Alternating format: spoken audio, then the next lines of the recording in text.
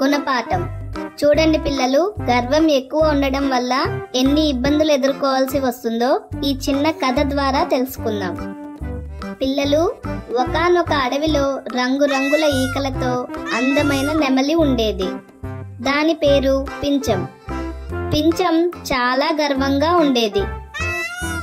నేను అందరికంటే అందంగా ఉంటాను అని అనుకుంటూ మిగతా జంతువులను తక్కువగా చూసేది.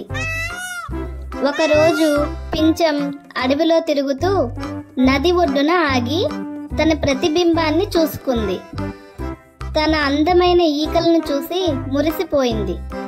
నా అంత అందమైనది ఈ అడవిలో ఎవరూ లేరు అని గర్వంగా అనుకుంది.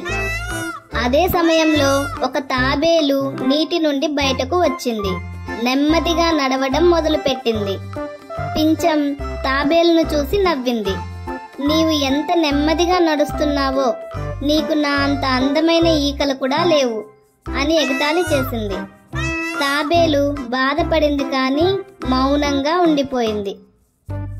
కొద్దిసేపటి తర్వాత ఒక జింక వేగంగా పరిగెత్తుకుంటూ వచ్చింది.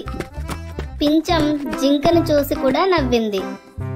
నీవు ఎంత వేగంగా పరిగెత్తినా నా అంత అందంగా లేవు అని అంది.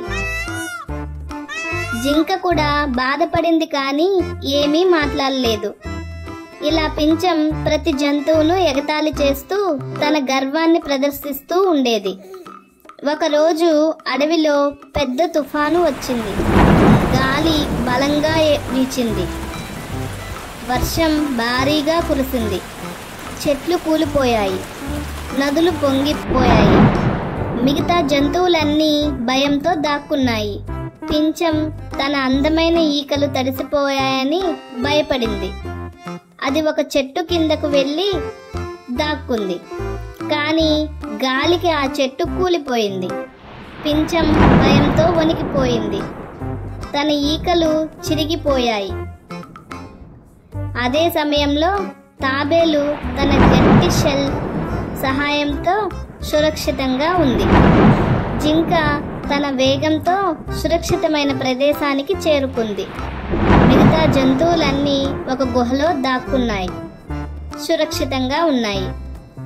తుఫాను ఆగిపోయిన తర్వాత పించం బయటకు వచ్చింది. దాని ఈకలు చిరిగిపోయి రంగు మారిపోయి అది చాలా బాధపడింది. తన గర్వం తప్పు అని గ్రహించింది. మిగతా జంతువులన్నీ పించం దగ్గరకు వచ్చి తాబేలు అంది, పించం, నీ అందం శాశ్వతం కాదు. అందం కంటే మంచి గుణాలే ముఖ్యం అని జింక అంది. అవును పించం, అందరూ తమ సొంత సామర్థ్యాలతో ప్రత్యేకమైన వారు. పించం తన తప్పును తెలుసుకుంది. నన్ను క్షమించండి, నేను చాలా గర్వంగా ఉన్నాను, అందరినీ బాధ పెట్టాను అని అంది. మిగతా జంతువులన్నీ పించంను క్షమించాయి.